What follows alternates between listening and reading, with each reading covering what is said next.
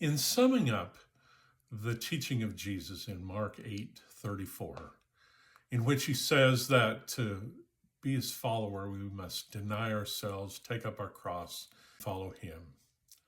The tendency for some people is to look at that similar to what I saw a man in a video recently. He was very critical of the church, feeling that it was used by people who had wealth to oppress those who might be suffering and in poverty. He was telling them that you just need to accept this because look at what's ahead of you in heaven. So it doesn't matter what you go through on earth. But that's not really what Jesus is getting at here. And I recently saw an article by a man named Bill Tell from the group Navigators. He said that one time he had a similar view, that denying self he had to give up a lot. And maybe he would get some of it back in heaven, but he still had his doubts.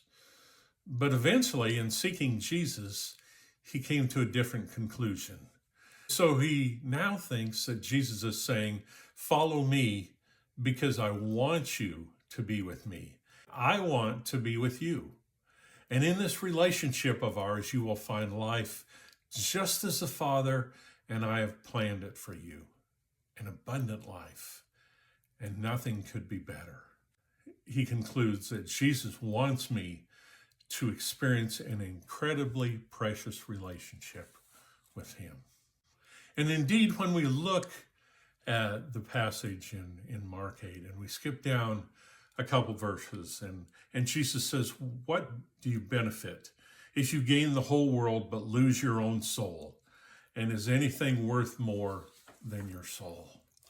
And this reminds us of the teachings of Solomon in Ecclesiastes. Now, in his day, there was probably no one more powerful, wealthy, wise than Solomon. And he had 1,000 women between his wives and concubines. He wrote that life was ultimately meaningless. It's described on the internet that from the perspective of looking at life without God, worldly pursuits like wealth, wisdom, and labor offer no ultimate satisfaction. They are temporary with no lasting joy. And Solomon ends up concluding that life has meaning only through fearing God, keeping his commandments. That's what Jesus is getting at here.